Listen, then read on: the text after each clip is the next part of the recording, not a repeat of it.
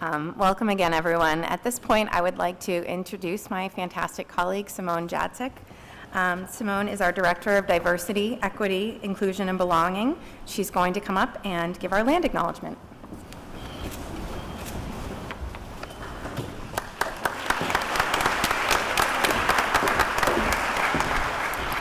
Good morning.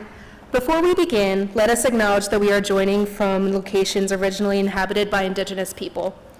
Our physical presence on this land is due to historical and present violence that has been committed upon those who were here before many of our ancestors. In the greater Boston area, we are inhabiting the ancestral lands of the Mashpee Wampanoag, Aquinnah Wampanoag, Nipmuc, and Massachusetts tribal nations. We also affirm that this acknowledgement is insufficient. It does not undo the harm that has been and continues to be perpetrated against Indigenous people, which is why at NECO we are working on action-oriented approaches to go beyond our land acknowledgement practices. Thank you for joining us in this moment, mentally honoring and respecting these ancestral grounds and the Indigenous people still connected to the land. Thank you.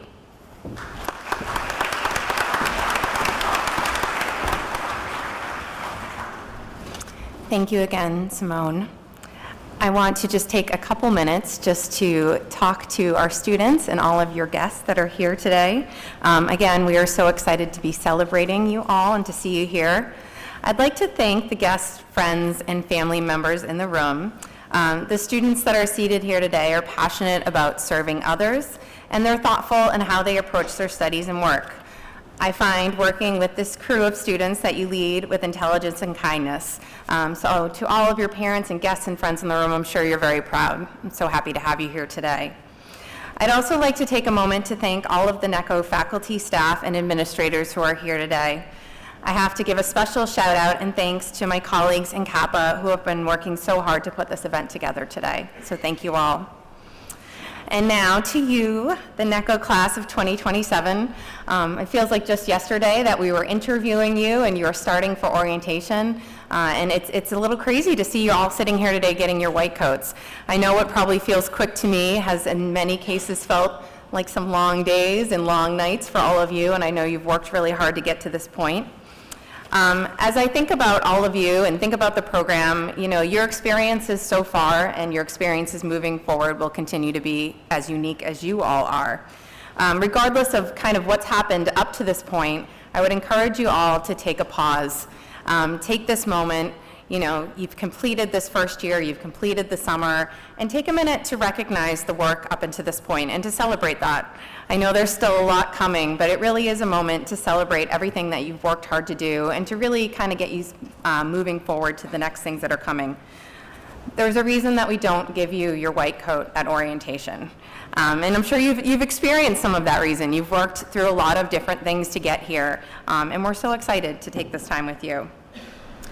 I hope this milestone helps continue to give you confidence and renews your passion for and commitment to optometry.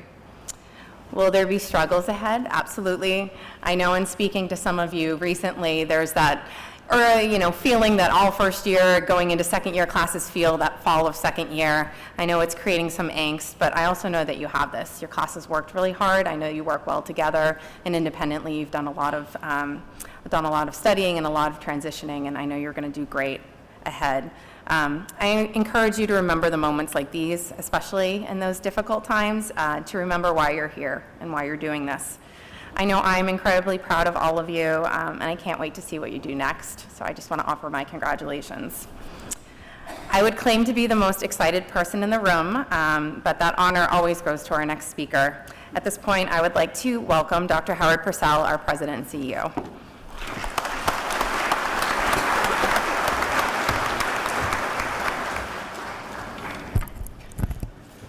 Thank you very much, Kristen. And looking at you, I just have to say, smile. This is a happy occasion. We're all very happy for you, that's for sure. Good morning and welcome to students. Today is a very special day in your career. The next phase of your journey, patient care. We are so proud of you and the accomplishments you've made so far. I want to recognize all of those joining us today, family and friends who play such a crucial role as your support system. Please help me to thank them.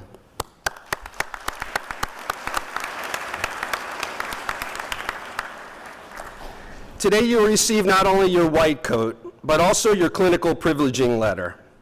This allows you to now truly live the mission of the college, changing the way people see the world. You'll have an opportunity to contribute and learn at our community health centers, our Veterans Administration hospitals, and NECO's clinics. You'll have an opportunity for a truly rich clinical experience. But please keep in mind, 2.5 billion people around the world don't have access to vision care. That's something I hope that will always rest in the back of your mind as you continue this journey in optometry. Remember the power and the responsibility of the white coat. Never take it for granted. Be curious. Ask questions. You'll make mistakes. You're human. And one day, every decision you make will be the right decision. But today, over the next 3 years, you'll have someone over your shoulder watching. Take full advantage of that. Ask questions. Be curious. Take advantage of every patient encounter opportunity that you have. Learn from each patient. And treat patients like family. You'll never go wrong. I remember vividly my first patient, and I won't go through all the gory details with you. But one thing I walked away from, by the way, you always remember your first of everything, you will remember your first patient, I promise you. But what I took away from that experience was how critically important communication is. From a technical standpoint, from a knowledge standpoint, you will be ready. I promise you that. But from a communication standpoint, from an empathy standpoint, from a sympathy standpoint, that's the part that starting today, I hope, becomes a critical part of what you do every day. Be a good communicator. I offer you a few additional points to remember. Remember the commitment you make to patient care and compassion. The importance of empathy and compassion. We talked about that at your interviews. What type of doctor do you want to be? And I asked you then to start thinking about it. Now here we are. We're so proud that you've gotten here, but I hope you've been thinking about that. The doctor's your best doctor, the best doctor you ever had, and how you want to emulate how you were treated. I remind you that your role goes beyond just diagnosing and treating eye disease. It's understanding patients' concerns, providing reassurance, and delivering care with sensitivity. Don't ever forget the profound impact compassion can have on patients' overall well-being. Remember to embrace lifelong learning. It doesn't end after optometry school.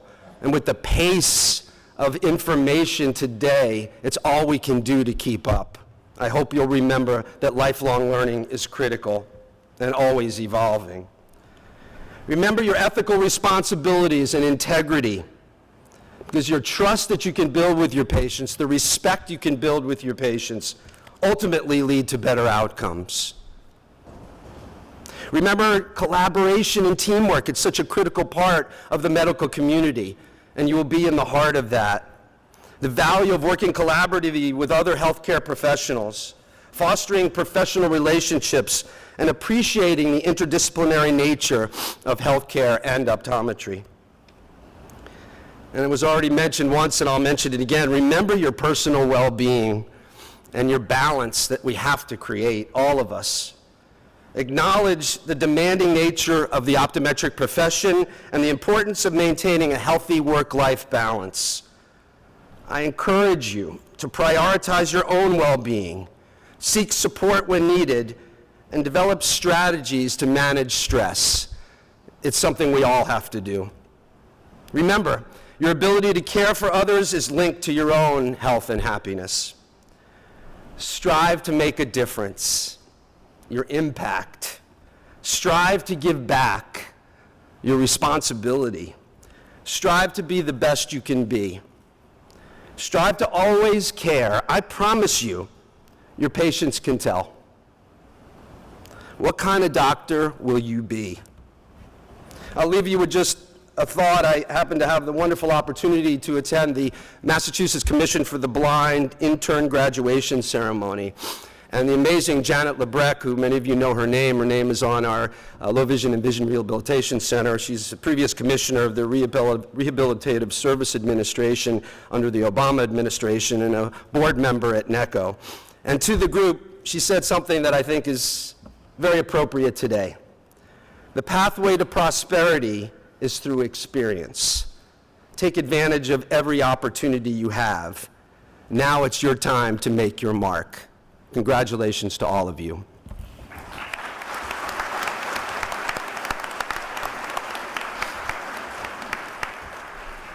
Our next two speakers are both an instrumental part of your first year at NECO and were chosen by the students to present your white coats today.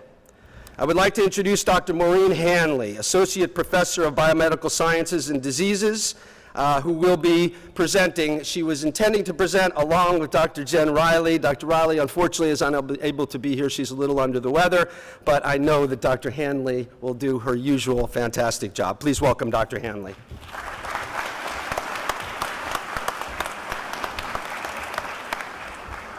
Good morning, students and guests.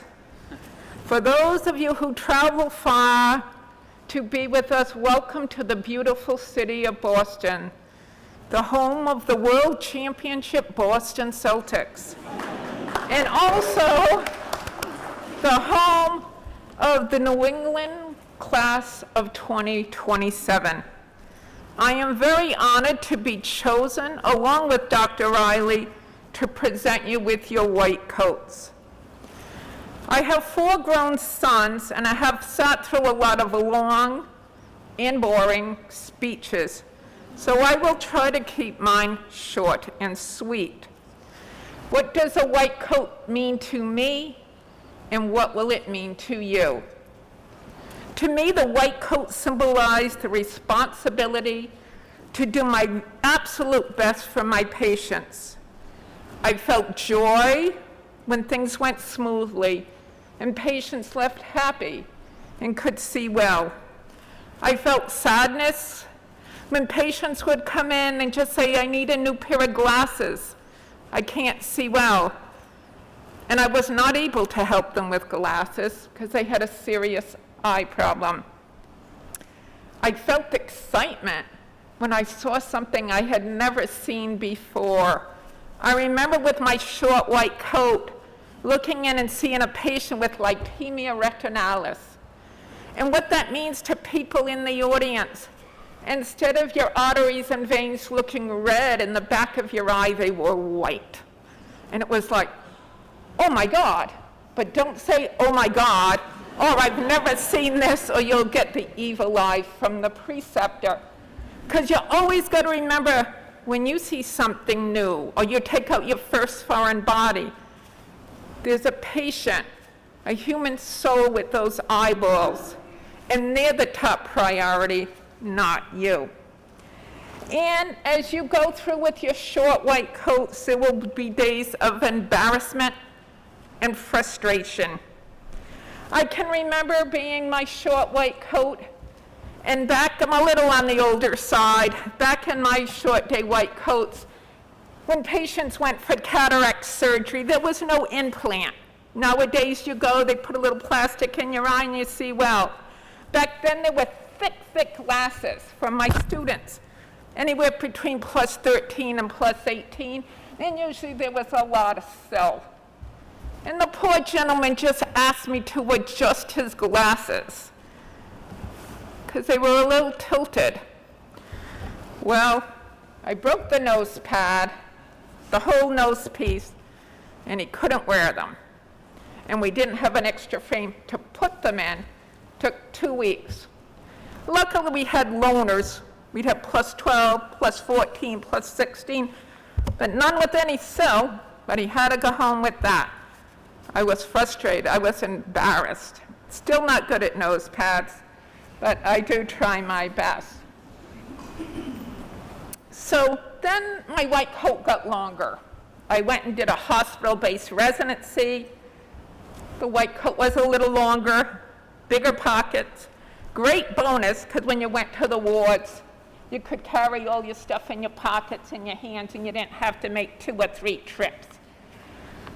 The coat served me well through a year of incredible growth. And I hope many of you will consider residencies when you're done with school.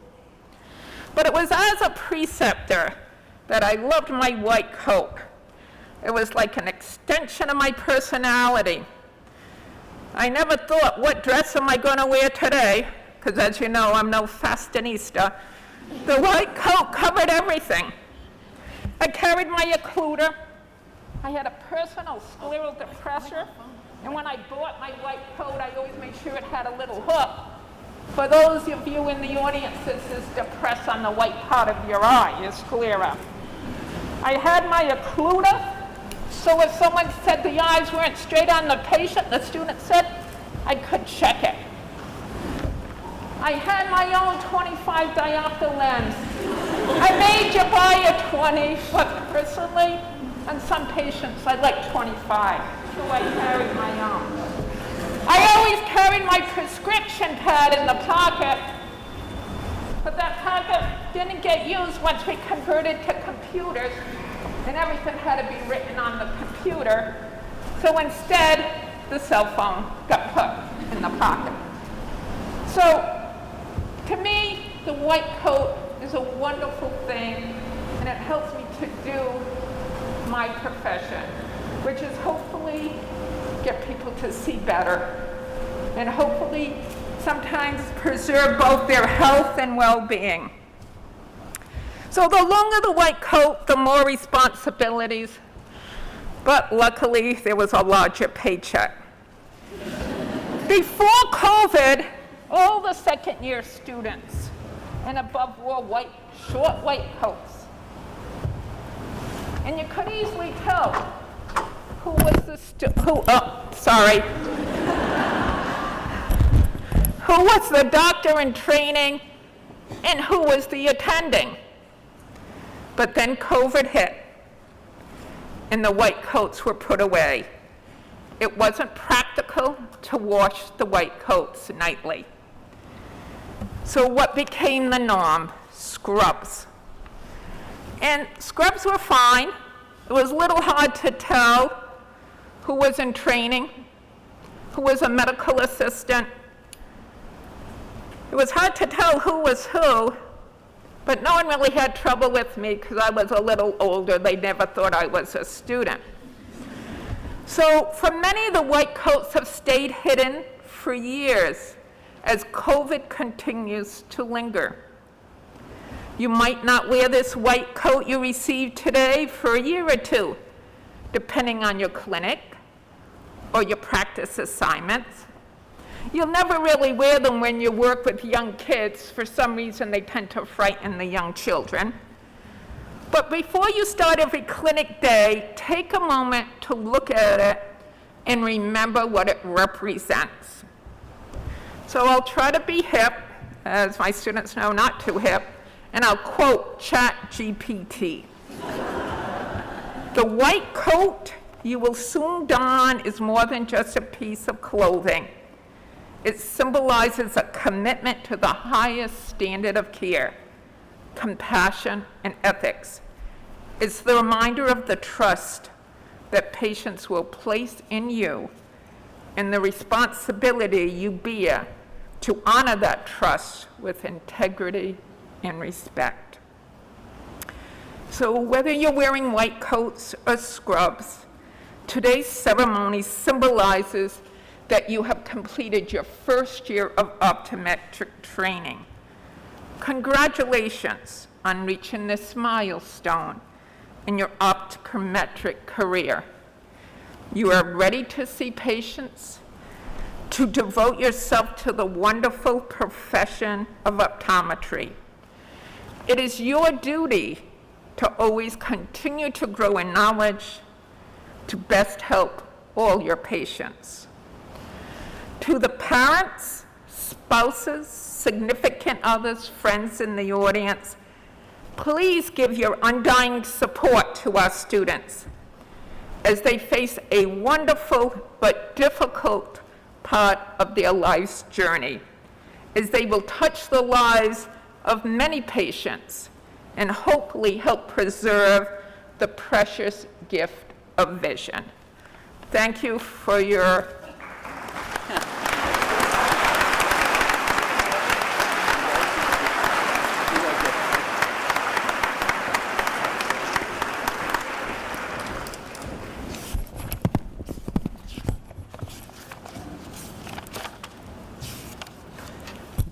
very tough to follow that. I was wondering how many things were going to come out of the white coat, but... So I'm Dr. Tim Bossi, and I'm the Senior Director of NECO's internal clinics and outreach sites. And I'm Dr. Amy Moy, and I'm the Senior Director of the Community Health Network and Optometric Compliance. We wanted to say thank you to our students, their families, friends, and the faculty that are here today. It is an honor to celebrate this moment with you. The ceremony marks a pivotal time where you will transition into becoming a part of patient care delivery. Dr. Moy and I are here today to discuss several aspects and elements associated with the duty of care that you will take on as you receive your white coats. The first element of the optometrist's duty of care is to keep your patient's eyes, vision, and general health as your #1 priority. It's easy to examine or focus on your patient's eyes while you're seeing them and move on to the next patient's eyes throughout the day. However, part of our duty as an optometrist is to consider their overall well-being and their general health. You are a part of the bigger picture of keeping your patients healthy both physically and emotionally. Always remember that our #1 focus should be our patients, and you've heard that quite a bit actually from all three of us, and that's really one of the most important things to remember. The second element is to respect the rights and dignity of your patients and their healthcare decisions. Our patients are individuals who have diverse and unique needs. One management plan does not fit all. Imagine that during an exam, you find that a patient has cataracts. You know that cataract surgery would significantly improve their vision and quality of life. We learn in school that it's not such a big deal to have cataract surgery these days. However, the patient strongly declines the referral for cataract evaluation. You take the time to respectfully listen to their concerns and show them diagrams of what the surgery entails. Upon further questioning, the patient is fearful of surgeries and has a neighbor who didn't have such a great outcome. This is a situation that could be frustrating because you know how much they would benefit from the simple procedure. However, we must respect our patients' decisions. Our opinions as doctors does not negate someone's own beliefs. Seeing real patients will make you realize that the same formula, the textbook formulas that you learned in school, do not apply to everyone. Let's all see each patient as an individual human being during their time in our exam chairs. The third element is to strive towards improving access to eye care for all. As you transition to clinical environments, you will encounter new challenges that you will need to work through and overcome. These challenges are not always related to how accurate your glasses prescription is or how accurate your tonometry measurement is. Sometimes there will also be challenges you're presented with that involve social determinants of health. As a student, I remember several times developing a transportation plan for a patient who couldn't read or write English and needed to get into Boston same day for an emergency appointment. You can't always predict the challenges that you will face when providing eye care. Though through self-reflection and clinical experience, you will become more adept at handling any situation or challenge that arises. NECO has partnered with community health centers for more than 50 years to provide eye care for all. So congratulations, as all of you will join this impactful legacy of improving eye care access. The fourth element is to maintain your practice in accordance with professional healthcare standards. It's easy in the first few years after you graduate optometry school to feel on top of the world. You've studied so much, it's sure to stick in your head, right? I can tell you that after 2 decades, I am still learning and things do not stick in your head. You have to keep learning and learning new things because optometry changes. Optometry and healthcare will change and evolve, and it is our responsibility to do the same. You will do this through continuing education lectures, reading articles on your own, and going to conferences to learn and network with your peers. It is our responsibility to practice standard of care to ensure that we are at our best while protecting our patients. The fifth element is to promote ethical and cordial relationships with all members of the healthcare community. Healthcare is not a solitary journey. It requires consistent teamwork and collaboration. Imagine that you have a 45-year-old patient in your chair who has new onset headaches and was diagnosed with migraines by their primary care doctor. You examine the patient and decide to perform a visual field test that demonstrates patterns consistent with a neurological condition. When you discuss your findings with the primary care doctor, they recognize the importance of collaborating with optometry, and more specifically you, and you have earned their support and maybe a potential referral site from a physician, and most importantly, you've made a positive impact on your patient and perhaps saved their life. Your upcoming clinical rotations will expose you to the benefits of interprofessional collaboration and the positive impact that it has on patient care outcomes. We encourage you to ask questions and seek others' opinions, as this will further your knowledge base and your overall decision-making process. The last element is to uphold the dignity, honor, and integrity of the optometric profession.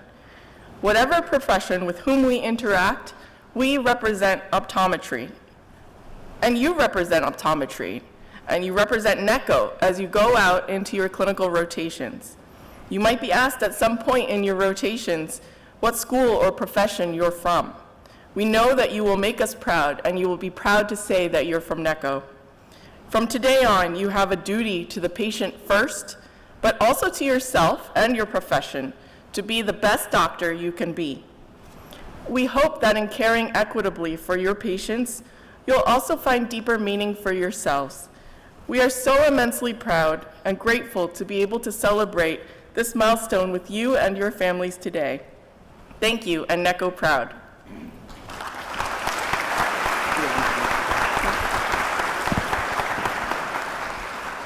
I'd like to now introduce Dr. Eric Weisberg, Vice President and Dean of Academic Affairs.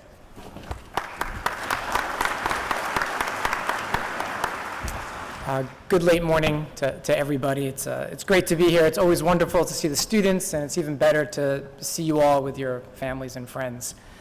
On a day meant to acknowledge or celebrate your achievements, I always find myself taking a step back and kind of thinking about my time during optometry school, sitting in your place, and the lessons that I learned at that time period.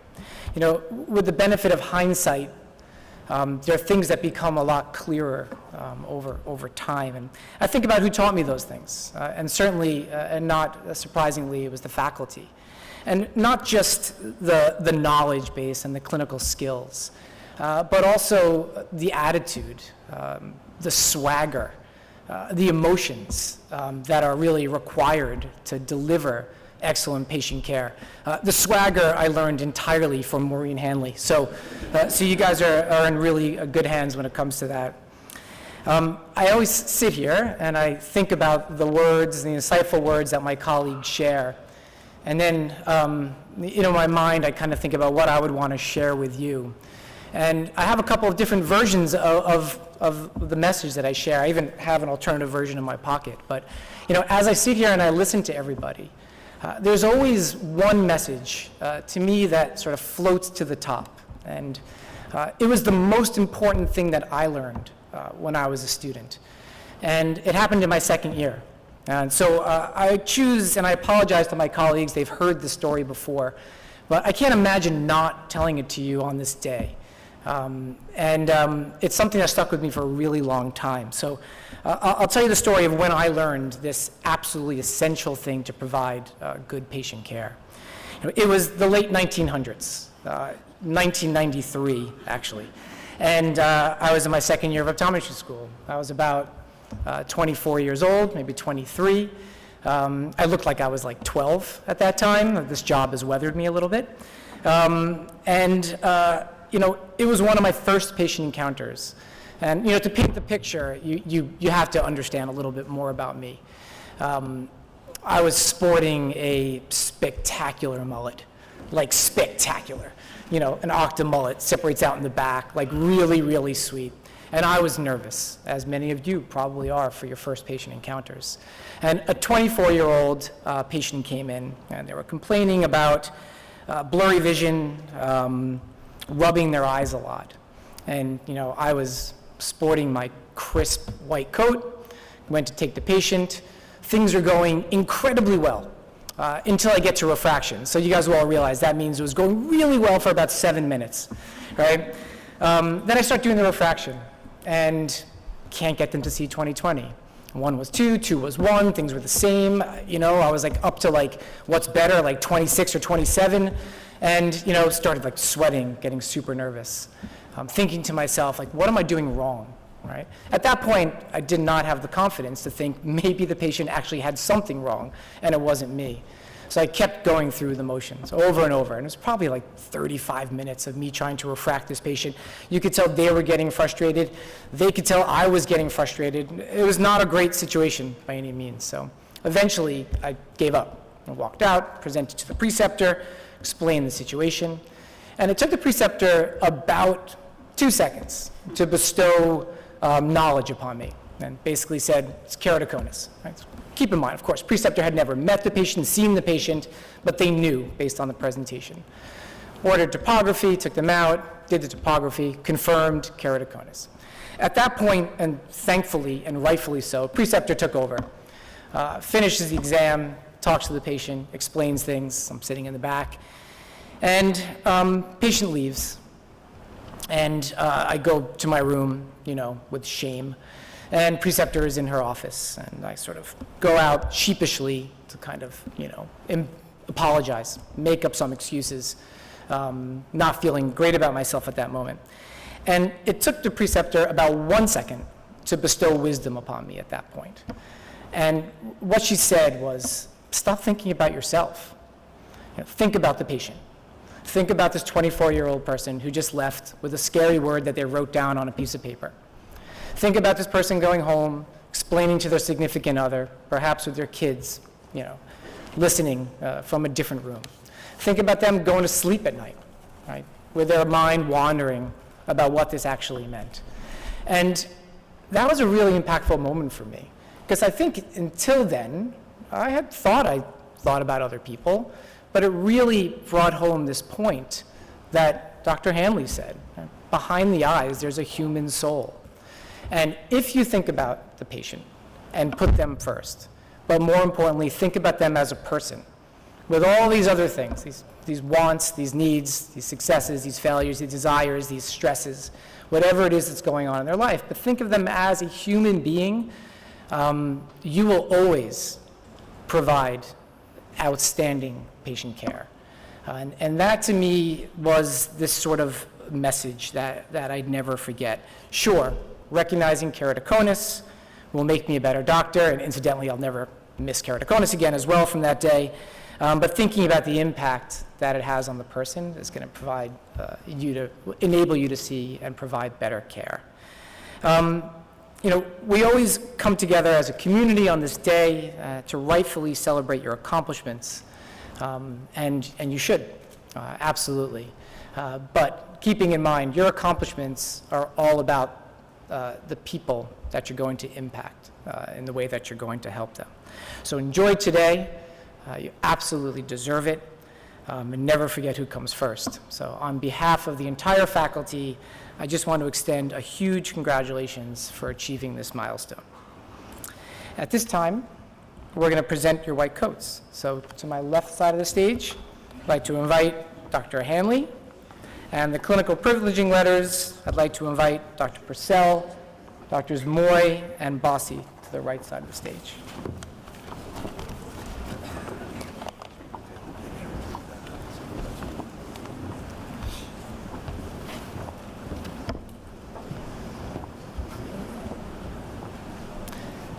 So when I read your name, you come up, get your white coat from Dr. Hanley, and then move over to this side of the stage. So Priti Adhikari.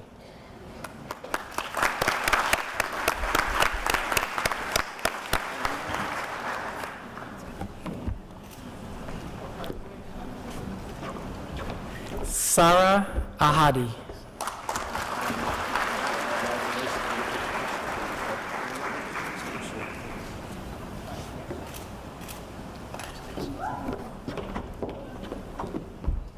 Saya Ahadi.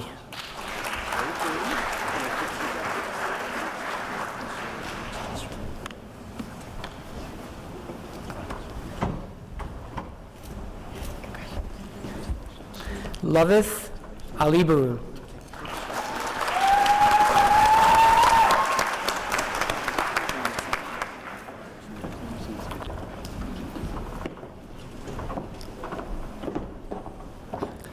Faratan Aliza de Asil.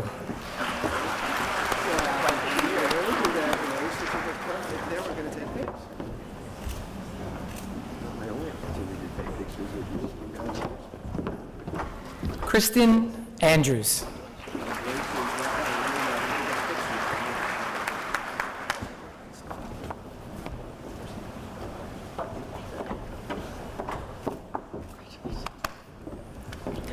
Jillian Axelrod.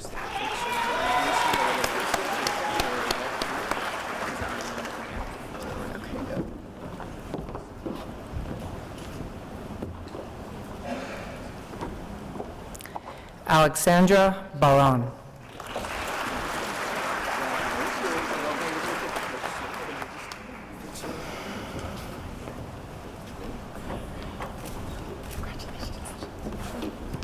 Serena Berry.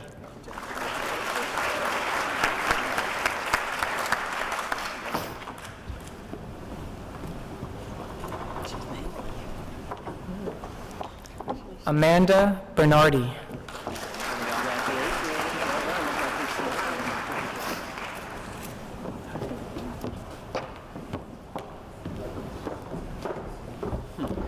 Gulnaz Bara.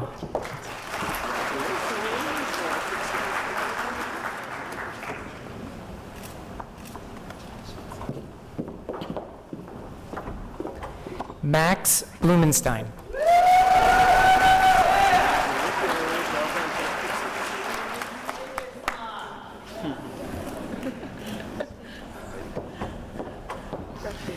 Ryan Bowie.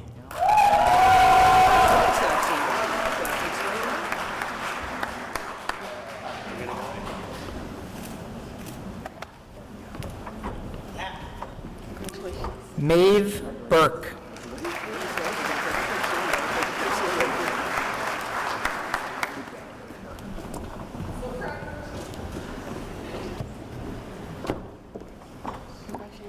Eileen Carcamo.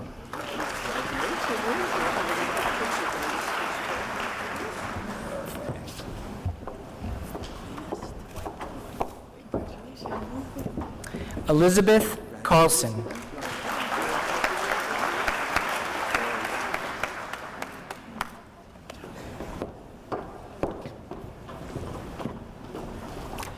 Benjamin Cassidy.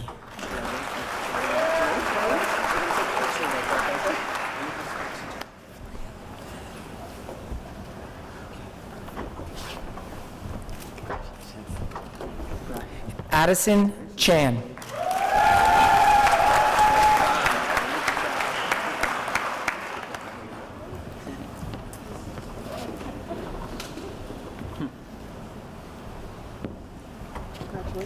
Annie Chen.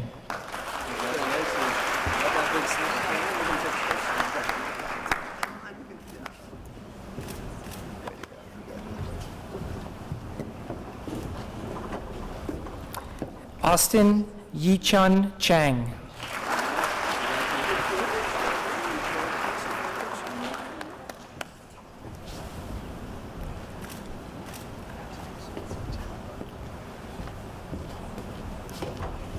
Kara Chung.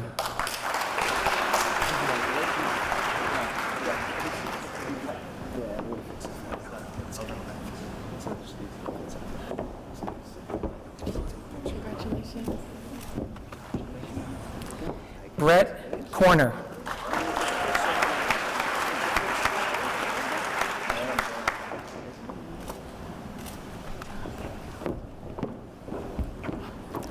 Patrick Criscolo.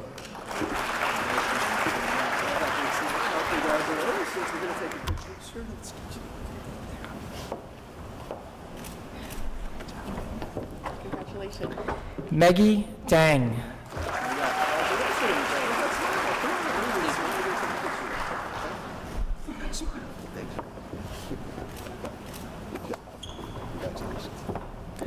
Elizabeth Dean.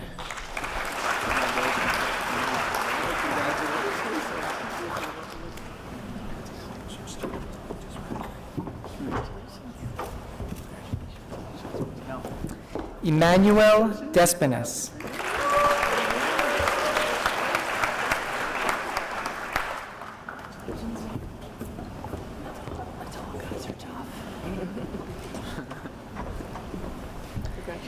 Jaskirat Dhaliwal.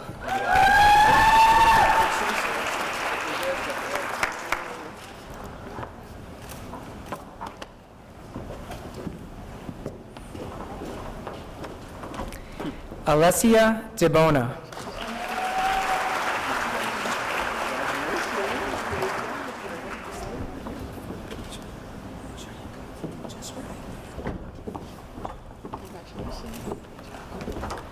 Kristen DeSanto.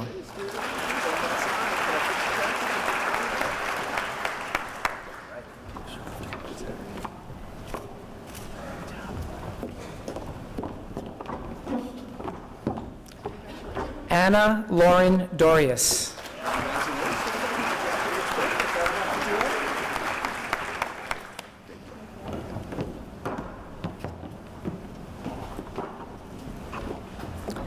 Ella DeBrol.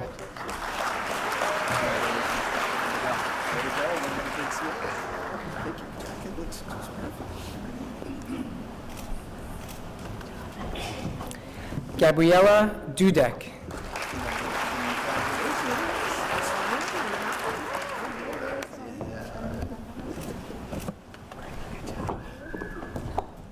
Eitan Fenstergame.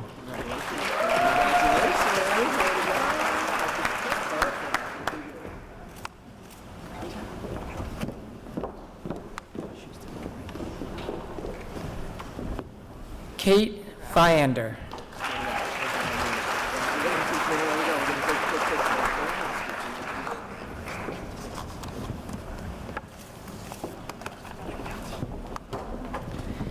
Heston Forson.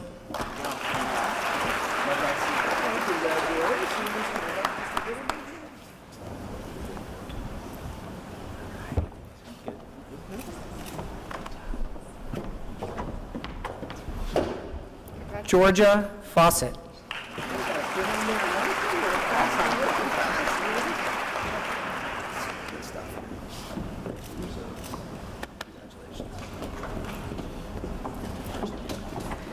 Donna G.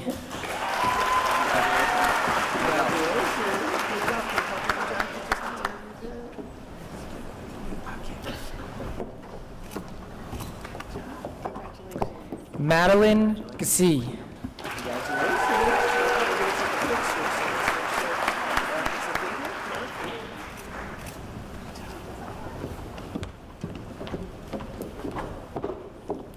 Paneet Gill.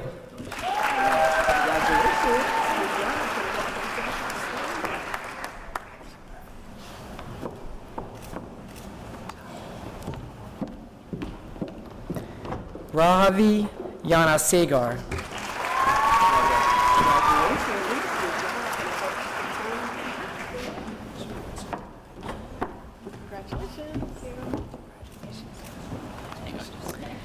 Catherine Gordon.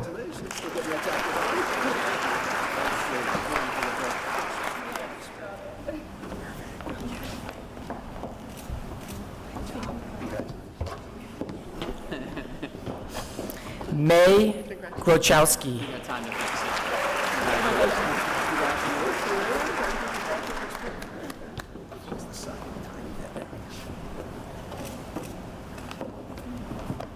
Akshay Gupta.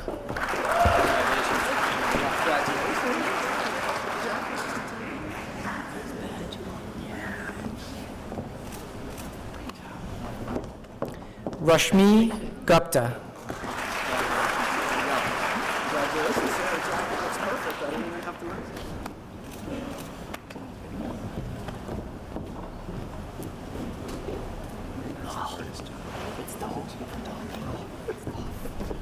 Alexandra Hammond.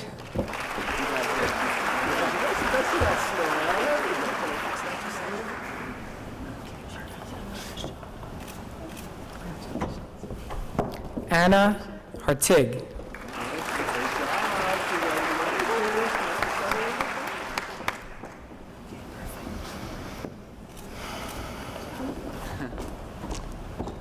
Jonathan Hernandez.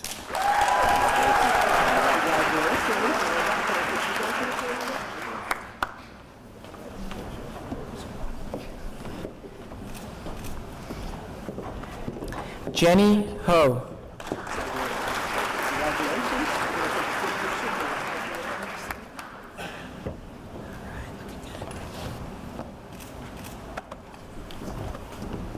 Alexa Horowitz.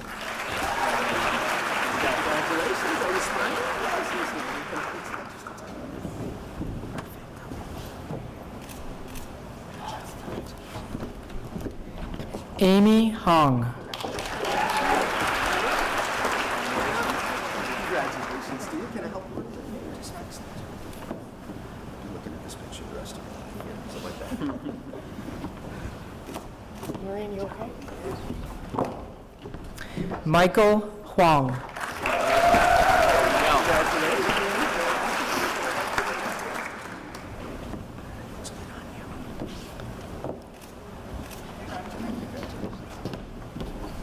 Joseph Huang.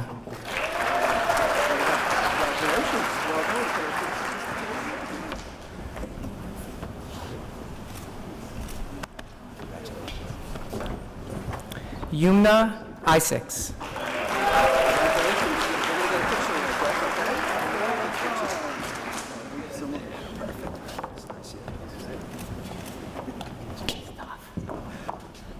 Michael Januszewski.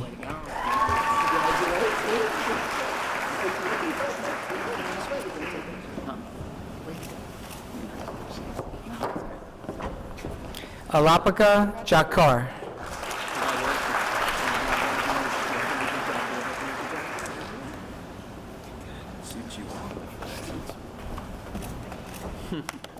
Taylor Duran.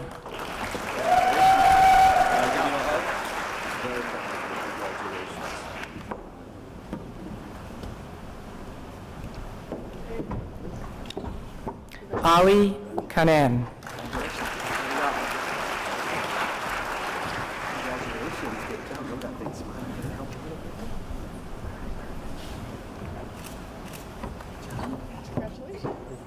Salma Karam.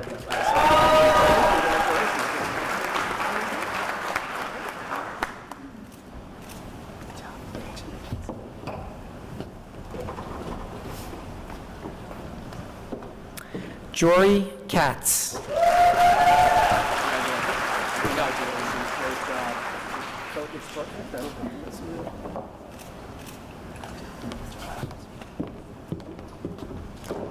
Madiha Khan.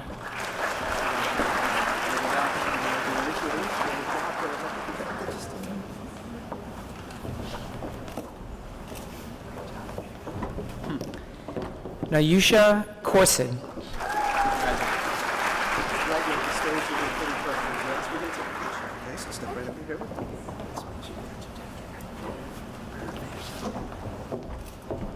Ivy Kim.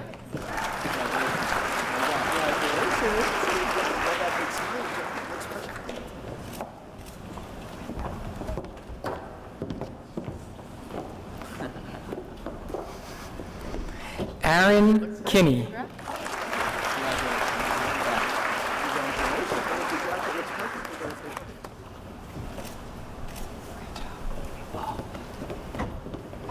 Luke Kirby.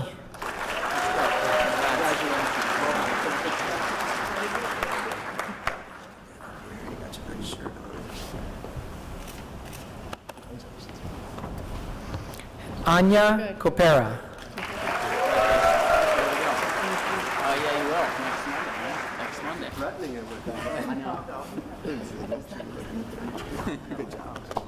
Looks good. Congrats. Sarah Kroll.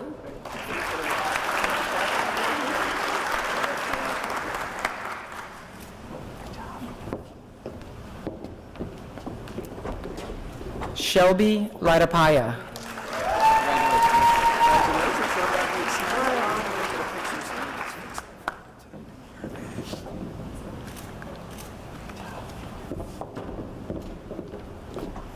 Priyanka Lamba.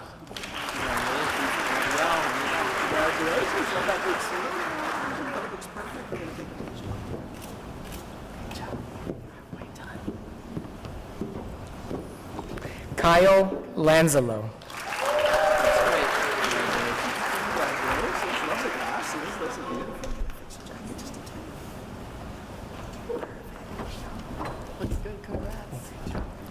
Nina Le.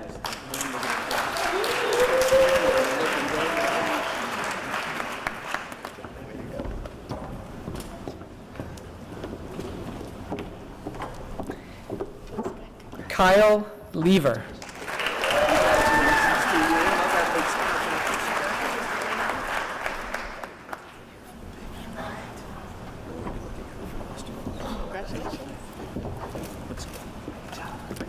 Valeria Lopez.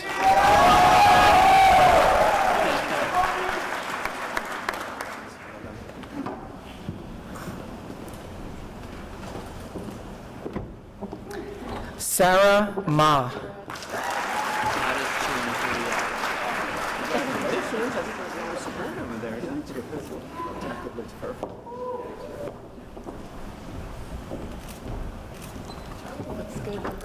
Elena Mamas.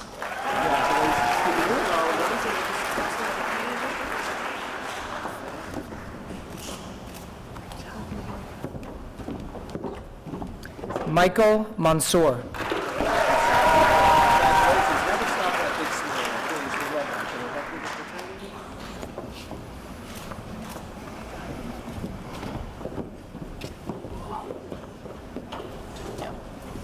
Naomi Nelson.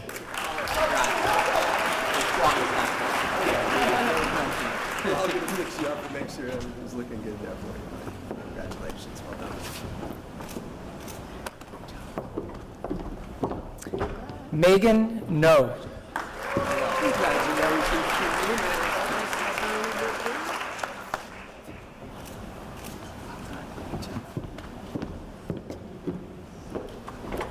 Melissa No. Congratulations, student. Your jacket looks perfect.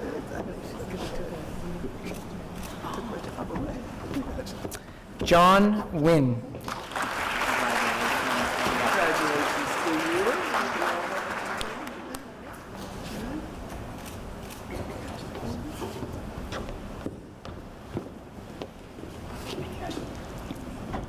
Ricky Wynn. Congratulations to you. Also, reference. Congratulations. Thank you for serving our country. Appreciate it. Serena Wynn.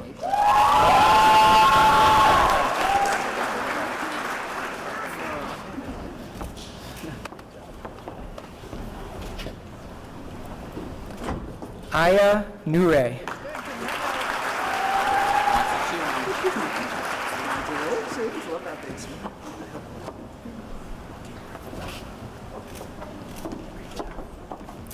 Katrin Ovdi.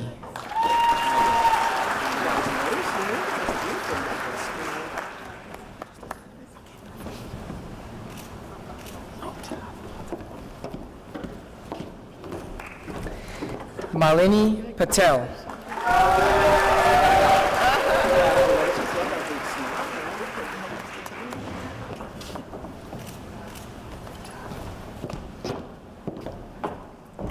Yashvi Patel.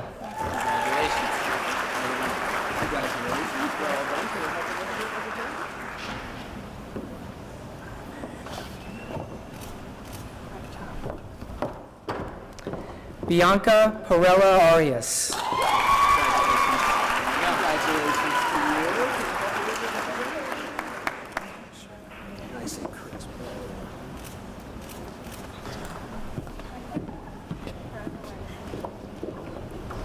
Abby Perenati.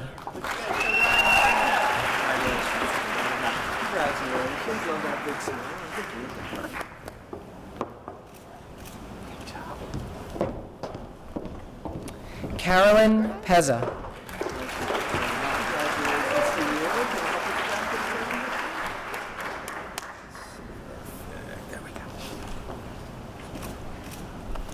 Cindy Pham.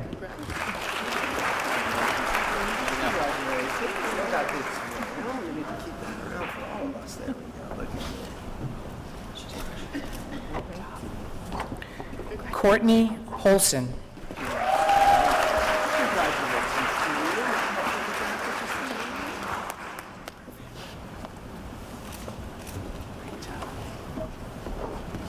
Catherine Quinn.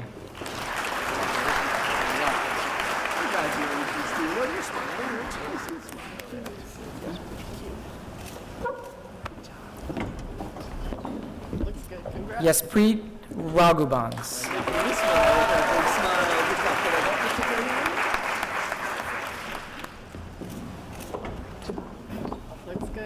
John Reese.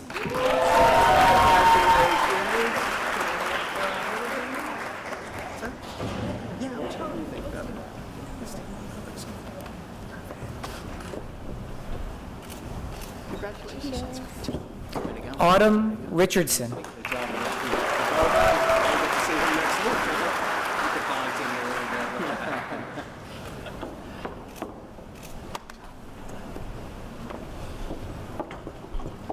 Brooke Ritchie.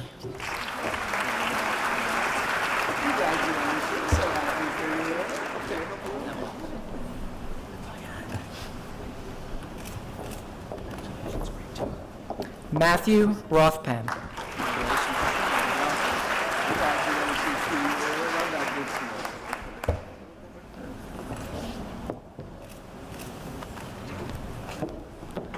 Lorna Saeed.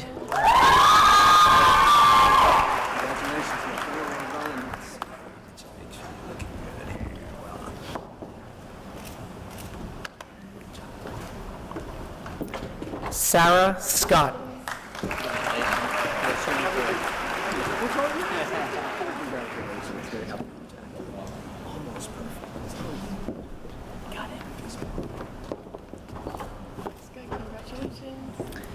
Jasmine Sikan.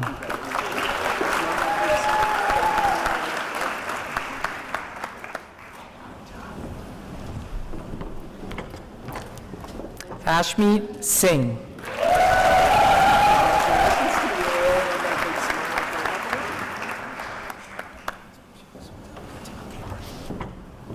Rachel Smith.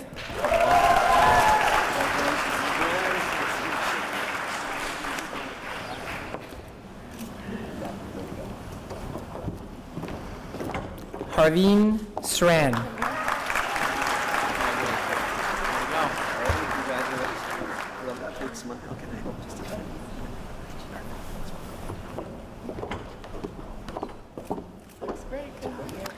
Raymond Zhu.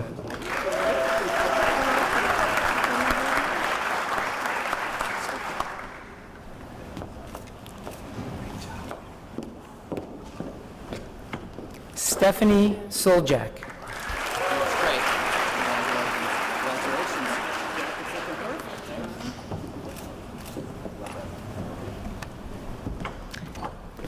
Charles Z.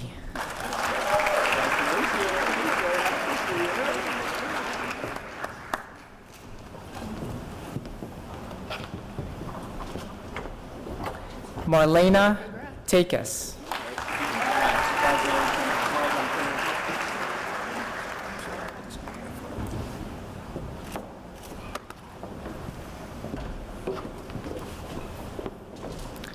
Julia Thomas.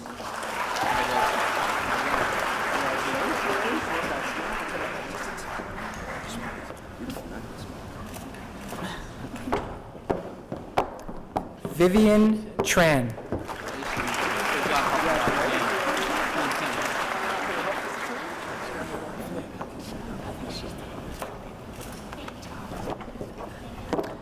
Justin Tremblay.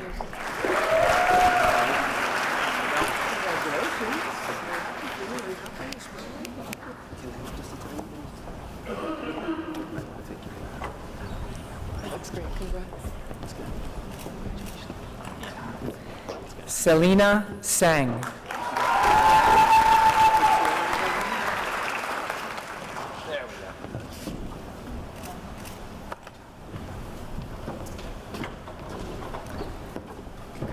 Melanie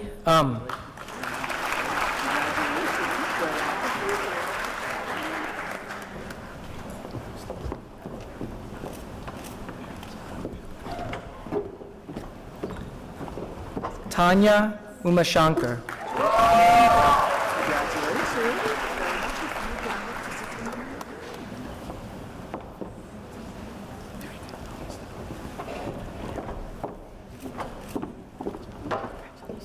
Isabel Wong.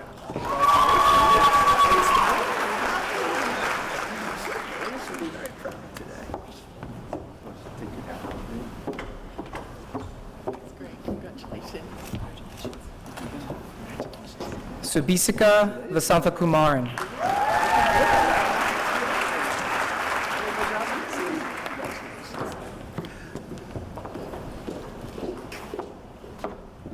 Valerie Villegas. Congratulations. Love that big smile. Jacket looks perfect.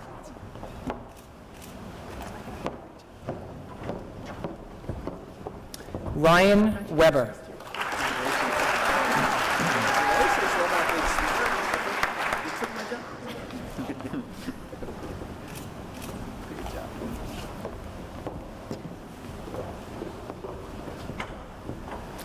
Lucy Whittle.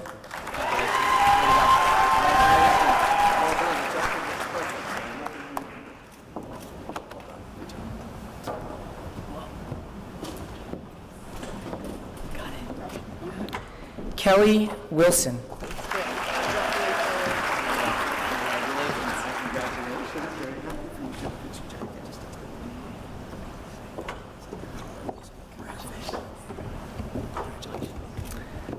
Suman Wu.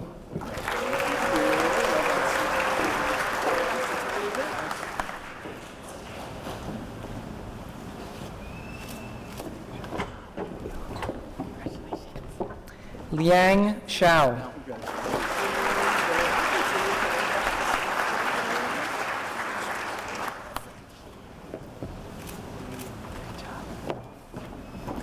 Brianna Yoon.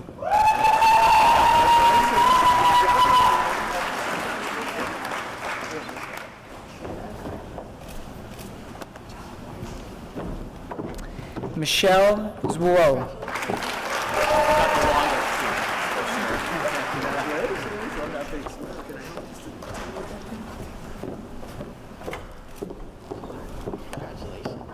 Sophie Zappoli.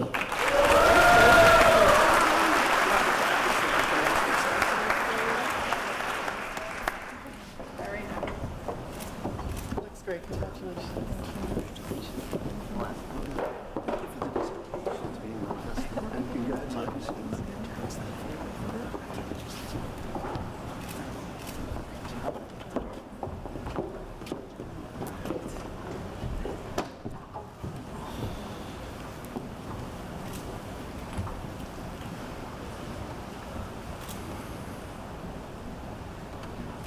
My sincerest congratulations to all of you.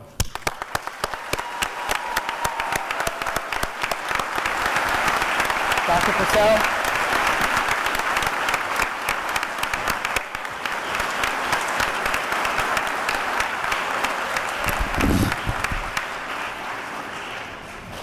I have to say, you all look really good in those white coats.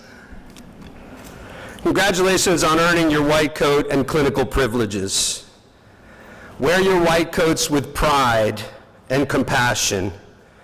Never lose sight of why you do what you do. We're all extremely proud of each of you. This is why we all do what we do. Remember what the great Martin Luther King Jr. said, intelligence plus character, that is the goal of true education. Congratulations. Make the most of the opportunity that you have earned.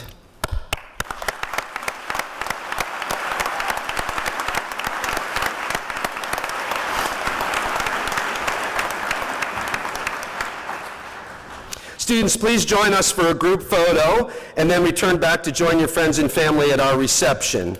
The students will now recess out of the auditorium. Please remain in your seats until they have all exited and then proceed into the reception area on your right. They will join you shortly after the group photos are taken. And if I could ask one more round of applause for these amazing future doctors.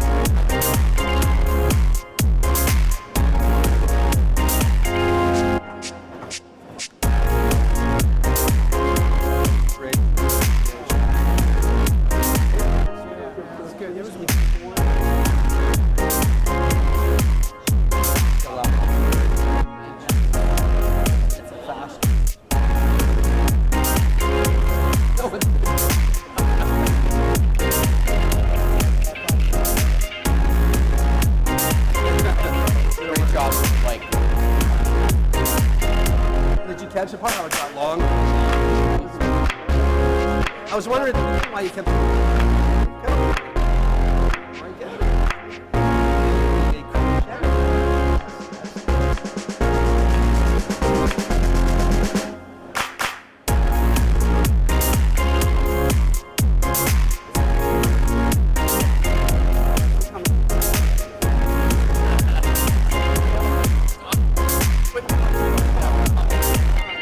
Barry used to be Kristen. Yes.